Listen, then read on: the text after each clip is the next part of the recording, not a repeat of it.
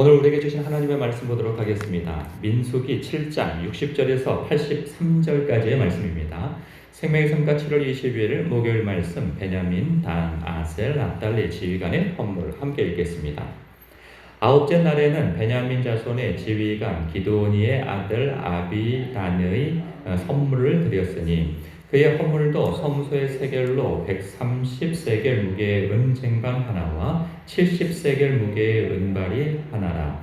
이 두 그릇에는 소재물로 기름 섞은 고운 가루를 채웠고 또 10세겔 무게의 금그릇 하나라. 이것에는 향을 채웠고 또 번제물로 숫송아지 한 마리와 순양 한 마리와 1년 된 어린 순양 한 마리이며 속죄제물로 순염소 한 마리이며 화목제물로 소 2마리와 순양 5마리와 순염소 5마리와 1년 된 어린 순양 5마리라.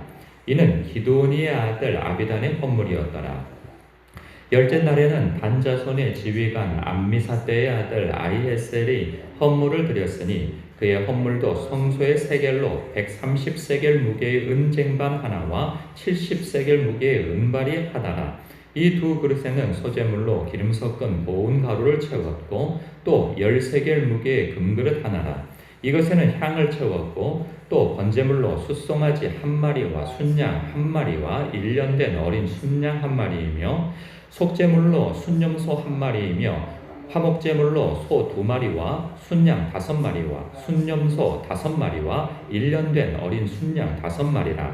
이는 암미사대의 아들 아히에셀의 헌물이었더라. 11째 날에는 아셀 자손의 지휘관 오그란의 아들 바기엘이 헌물을 드렸으니 그의 헌물도 성소의 세겔로 130세겔 무게의 은쟁반 하나와 70세겔 무게의 은발이 하나라. 이 두 그릇에는 소재물로 기름 섞은 고운 가루를 채웠고 또 10세겔 무게의 금그릇 하나라. 이것에는 향을 채웠고 또 번제물로 숫송아지 한 마리와 순양 한 마리와 1년 된 어린 순양 한 마리이며 속죄제물로 순염소 한 마리이며 화목제물로 소 2마리와 순양 5마리와 순염소 5마리와 1년 된 어린 순양 5마리라. 이는 오그란의 아들 바기엘의 헌물이었더라. 12째 날에는 납달리 자손의 지휘관 에난의 아들 아히라가 헌물을 드렸으니 그의 헌물도 성소의 세겔로 130세겔 무게의 은쟁반 하나와 70세겔 무게의 은발이 하나라. 이 두 그릇에는 소재물로 기름 섞은 고운 가루를 채웠고 또 10세겔 무게의 금그릇 하나라. 이것에는 향을 채웠고 또 번제물로 숫송아지 한 마리와 순양 한 마리와 1년 된 어린 순양 한 마리이며 속제물로 순염소 한 마리이며 화목제물로 소 2마리와 순양 5마리와 순염소 5마리와 1년 된 어린 순양 5마리라. 이는 에난의 아들 아히라의 헌물이었더라. 아멘. 이 12두령들, 이 지휘관들이 이들은요, 이 가문과 그리고 지파를 대표하는 사람들이죠. 이들은 여러모로 어깨가 아주 무거운 사람들입니다. 이 가문을 대표하고 지파를 대표하는 어른으로서 상당한 위엄과 이 권위를 부여받은 것은 분명합니다. 그런데요, 책임도 굉장히 크죠. 이들이 끼치는 영향은 지대합니다. 이 백성들은요, 이 두령들이 하는 것을 보고 배울 수밖에 없죠.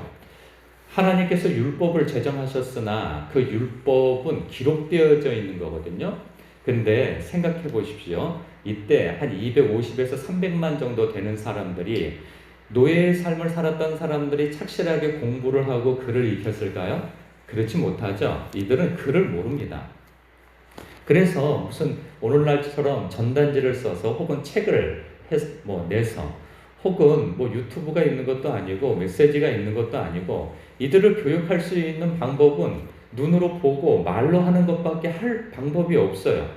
그러면 하나님께서 왜 이렇게 하셨을까? 그러니까 한 번에 다 갖다 바치면 될 것인데 왜 하루에 한 지파씩 나서서 하나님 앞에 이렇게 헌물을 드리는가 생각해 보면 저는 교육적 차원이라는 생각을 많이 갖게 되어집니다.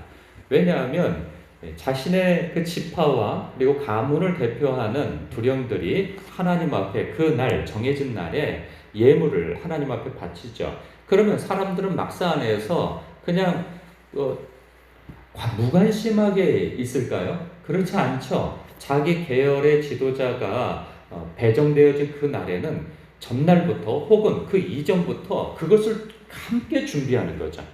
그러니까 지도자만 준비하는 게 아니죠. 생각해보면 지도자 혼자서 이러한 이 수많은 예물이 다 나왔을까 싶은 생각이 들지는 않습니다. 그 대표자로서 나아가지만 그 배후에서 함께 그 지파 내에서 가문에서 그 예물을 함께 도와서 그것을 마련하고 준비하는 과정이 있는 것이고, 그리고 그것을 하나님 앞에 바쳐드릴 때 수많은 사람들이 자기 지파에서는 그 대표가 나갈 땐 그 지파가 그날은 모두가 그것을 예의주시하면서 보는 거죠. 그러니까 듣고 보고 준비하는 그 모든 과정을 함께 하는 거예요. 그래서 하나님께서 전 이런 면을 봐요.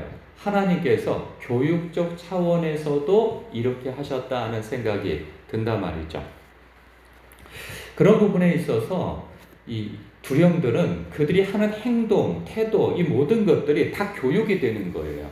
그러니까 말로써 이미 하나님께서 모세를 통하여서 율법을 제정하고 하여 뭐 반포하기도 하죠. 선포하기도 하죠. 그러나 한 번 선포하고 끝나는 게 교육이 아닌 거죠. 늘 이제 삶으로서 살아가는 것, 그것도 필요한 거예요. 이럴 때 지도자들의 그 태도와 그리고 하나님 앞에서의 제사, 예물을 준비하는 것, 그리고 드리는 모든 과정, 이 모든 것들이 하나님께서 저는 의도적으로 그들을 그렇게 세워 행하는 것을 통하여서 수많은 백성들을 그렇게 하나님을 어떻게 경외할 것인가를 보게 함으로 교육시키는 거죠. 저는 이런 부분에 있어서 먼저 된 성도 직분자에게 참으로 큰 책임이 있다 하는 생각이 들어요. 책임감. 그것은 뭐냐 하면 목사도 마찬가지예요. 가장 큰 책임감은 목사에게 있죠.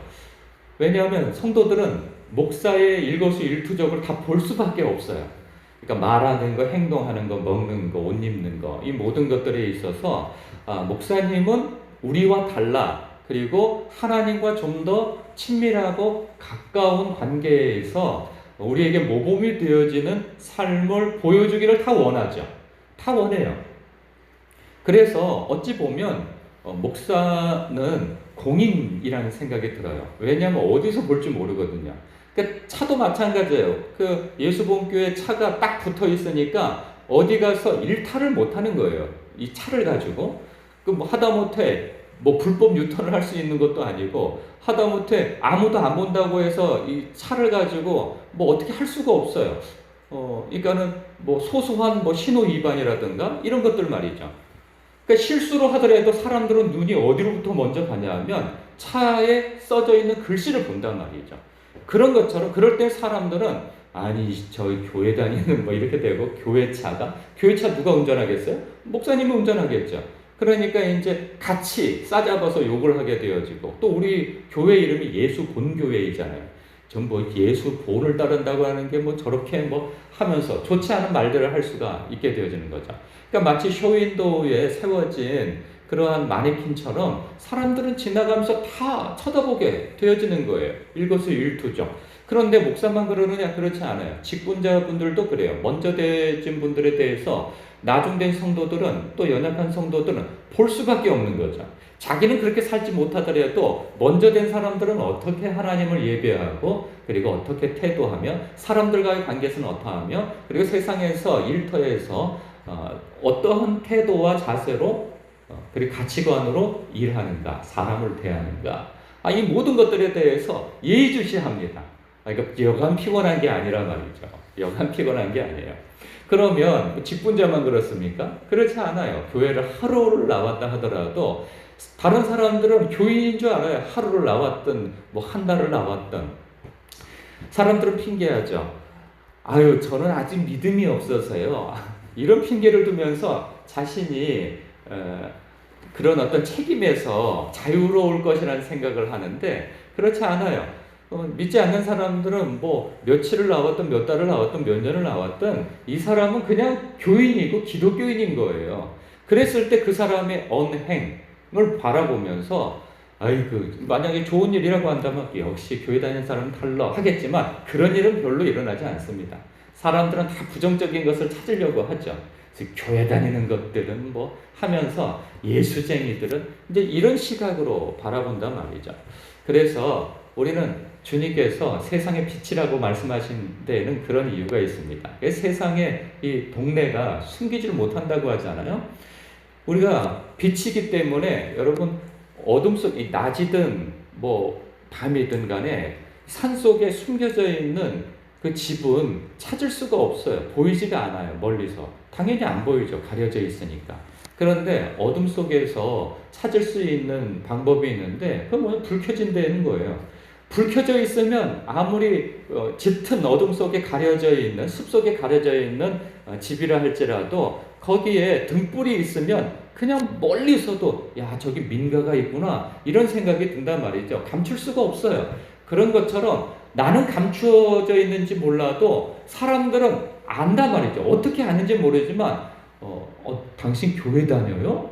그리고 왠지 안단 말이죠. 그런 것처럼 우리는 세상의 빛으로 부름받았습니다.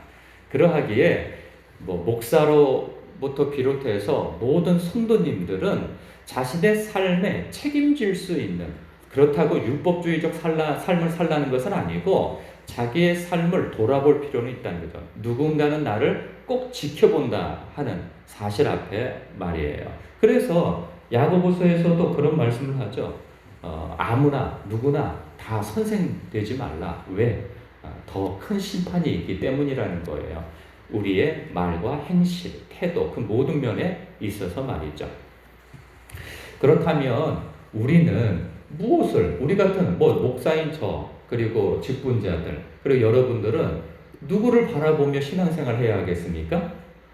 예, 우리는 사실 다른 사람들은 우리를 다 쳐다보게 되어 있으나 나만큼은 예수님을 바라봐야 하는 것이죠.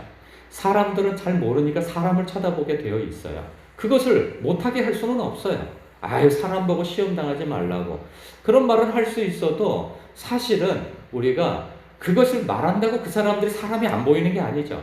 그러나 우리 먼저 된 사람들은 그래도 성숙함이 있는 거 아니겠어요? 누굴 바라봐야 하는지는 분명히 알고 신앙생활을 해야 하는 거죠. 우리는 온전하신 믿음의 주여 또 온전케 하시는 우리 주 예수 그리스도를 바라봐야 하는 것입니다. 우리는 예수님 바라보고 예수님이라면 어떻게 말씀하시고 어떻게 태도하시고 이런 상황에서 어떤 선택을 하시며 어떤 관계를 맺어가실까 생각하는 거죠. 그리고 따라가는 겁니다. 그 삶을 다른 사람들이 쳐다보고 따라오게 말이죠. 참 여러분 예수 믿는 게 쉽지 않습니다. 이 쉽지 않는 삶을 여러분 살아가시는 것 그리고 은혜가 있기에 가능한 줄 압니다. 여러분 지금까지 잘 살아오셨고 주님 안에서 신실하게 진리의 길, 생명의 길 주님 옷자락 손 붙들고 여기까지 오신 세월 격려하고 칭찬합니다. 앞으로도 결승선까지 천국에 이르는 그 결승선까지 여러분 완주하시길 주님의 이름으로 축복합니다. 기도하겠습니다.